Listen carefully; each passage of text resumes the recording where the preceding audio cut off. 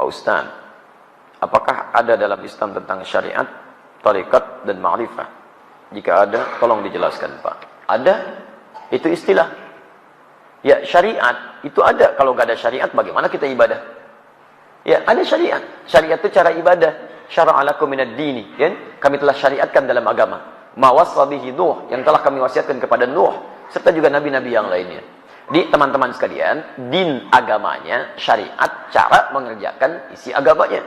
Syariat itu asalnya dari kata syara', artinya jalan. Jalan menuju Allah. Apa bentuk syariat? Syariat itu bentuknya ibadah. Ilmunya disebut dengan fiqih. Jadi ketika Allah menetapkan agama, Quran surah 3 ayat 19, Inna dina indallahil Islam. Ya, agama yang diridhai oleh Allah itu cuma Islam. Kemudian memberi jalan bagaimana berislam yang baik. Maka diberikan jalan dengan jalan syariat. Syariat itu isinya ibadah. Makanya ketika ditanya tentang Islam, Nabi SAW oleh malaikat Jibril, disebutkan di hadis Muslim, nomor hadis yang ke-8, di jilid yang pertama, rawinya sahabat Umar bin Khattab radhiyallahu ta'ala anhu, posisi paling kiri sebelah atas di kitabnya. Ketika ditanya mal Islam, apa itu Islam? Dijawab dengan syariat. Antasyhada an la ilaha illallah wa anna Muhammadar Rasulullah, ibadah lisan. Wa tuqimas shalah, salat. Wa tu'tiyaz zakat, wa tasuma Ramadan, puasa, wa tahujjal baita in istata'ta ilaihi sabila. Dan tunaikan haji sesuai dengan kemampuan Anda. Berusaha untuk mampu mewujudkan dia. Itu syariat namanya. Jadi kalau disebutkan syariat itu maksudnya salat, maksudnya puasa, maksudnya haji. Jadi kalau ada bahasa menegakkan syariat Islam, harus. Kalau ada yang nggak mau menegakkan syariat Islam, namanya bukan orang Islam. Ya, syariat itu salat. Jangan takut dengan syariat Islam. Ya, orang-orang menegakkan syariat Islam itu artinya mau ibadah. Salat itu syariat Islam. Baik, puasa itu syariat Islam. Jadi kalau ada yang mengatakan tidak boleh berlaku syariat Islam, orang itu aneh. Aneh dia, apalagi kalau diucapkan oleh orang Islam, nggak sehat dia. Dia sedang kurang sehat, mungkin terlampau lelah dia. Ya, mohon maaf. Kalau orang Islam mengatakan tidak boleh berlaku syariat Islam, artinya orang aneh. Syariat Islam itu artinya ibadah. Dia melarang ibadah. Dia teman-teman sekalian, jadi jangan dulu kita terlampau tinggi-tinggi memahami sesuatu. Ingat baik-baik, syariat itu diterapkan sesuai dengan keadaan kita, sesuai dengan tuntutannya. Tuntutan bagi kita personal itu ibadah. Sholat itu ibadah, zakat ibadah, puasa ibadah. Ibadah itu diterjemahkan dalam bentuk perilaku. Orang yang sholatnya bagus, akhlaknya mulia, kata-katanya bagus. Jadi ketika kata-kata Anda baik itu Anda sedang mengerjakan syariat Islam. Ketika Anda jujur, Anda sedang menegakkan syariat Islam. Ketika Anda tidak korupsi, Anda sedang menegakkan syariat Islam. Jadi kalau ada orang Islam korupsi, dia sedang menentang syariat agama. Ya. Ketika ada orang Islam misalnya bohong, itu sedang menentang syariat agamanya. Jadi kalau syariat dipraktikkan, aman kehidupan dunia ini. Aman. Coba lihat, di Islam itu bunuh saja satu orang. Kata Al-Quran, lihat ya, Quran surah misalnya. Kita ambil Quran surah keempat An-Nisa dari ayat 92. Bahkan 90 sampai 92-nya. Itu kalau orang paham baca ayat ini, maaf ya, lihat baik-baik. Wa may yaqtul mu'minan muta'ammida fajaza'uhu jahannam. Siapa yang sengaja membunuh satu orang saja beriman, satu orang saja, satu orang, maka balasannya neraka jahanam. Awas, khalidan fiha, kekal di dalamnya. Wa ghadiballahu alaihi, Allah murka kepadanya. Wa la'anahu, dilaknat dia. Wa 'adda lahu 'adzaban 'azima. Dan Allah janjikan kepadanya siksa berlipat. Saya mau tanya pada Anda, muslim mana yang bercita-cita masuk neraka jahanam? Muslim mana? Makanya kalau orang benar-benar beriman kepada Allah, Islamnya benar, mau menegakkan syariat, nggak mungkin dia bunuh orang. Mustahil. Demi Allah saya katakan mustahil. Karena ketika mau bunuh, taruhannya neraka jahanam. Jangankan bunuh, maaf, mencela aja dilarang. Quran surah 49 ayat 12. Ya ayyuhalladzina amanu la yaskhar qaumin qaum. Jangan saling cela.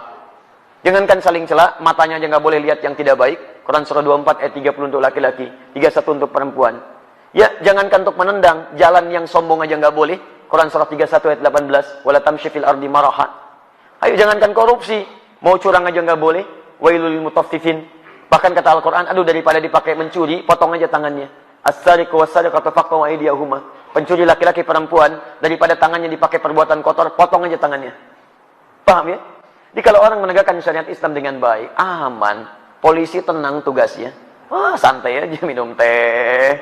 Mau nyuri, ayo, muslim kan? Masya Allah. Mau bohong? Nggak bisa. Ayo, ingat ayatnya. Cuman gitu aja.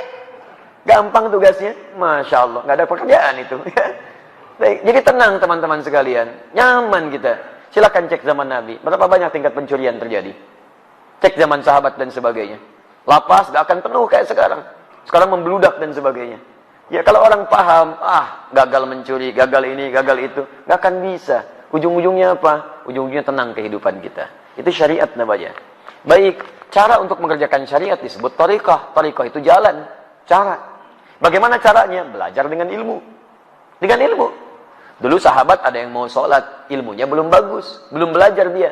Lihat di Al-Bukhari, nomor hadis 744. Nomor hadis di Muslim 397. Anda punya 10 salam yang versi bahasa Arabnya, lihat jilid kedua, halaman 31. Perhatikan bagaimana seorang bernama Khalad bin Rafi Az-Zuraiqi salat di masjid Nabi, di samping Nabi. Selesai salat datang pada Nabi.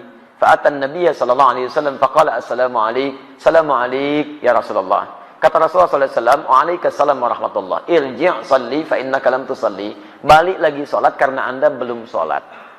3 kali dia mengerjakan, 3 kali Nabi mengatakan, "Salat lagi, Anda belum salat." Dia berkata, "Ya Rasulullah, ma uhsinu ghaira." Saya enggak bisa lebih bagus lagi daripada ini. Alimni, tolong ajarkan saya. Masalahnya, dia tidak belajar dengan baik. Thariqah salatnya, cara salatnya tidak seperti Nabi mengajarkan. Maka dari itu diajarkan oleh Nabi, idza qumta ila shalah, kalau kamu pengen salatnya bagus, lihat asbighul wudu, sempurnakan wudu.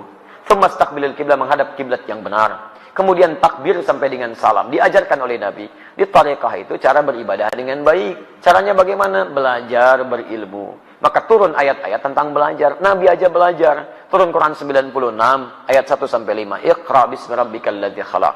Turun Quran surah 9 ayat 122. Wa ma kana al-mu'minuna liyanfiru kaffah. Falaula nafara min kulli firqatin minhum ta'ifah liyatafaqahu fid din. Turun Quran surah 58 ayat ke-11. Ya ayyuhalladzina amanu idza qila lakum tafassahu fil majalis fafsahu yafsahillahu lakum. Banyak ayat Quran dan hadis mengatakan itu semua.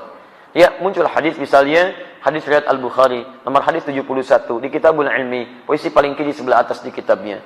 Riwayat Abu Hurairah radhiyallahu taala anhu, "Man yuridillahu bihi khairan yufaqihu fid din." Siapa yang diinginkan jadi orang baik menurut Allah, maka dia akan dibimbing untuk mau belajar tentang agamanya. Hadis riwayat Ibnu Majah nomor hadis 233 dari Abu Darda radhiyallahu taala anhu, "Man salaka tariqan yaltamisu fihi ilman, sakhalallahu lahu tariqan ilal jannah." Siapa yang mau menyiapkan dirinya menempuh jalan untuk belajar tuntunan agamanya, maka akan dimudahkan jalannya dia untuk ke surga. Salaka tariqan, jelas kalimat habisnya. Tariqah. Man salaka tariqan tariqah.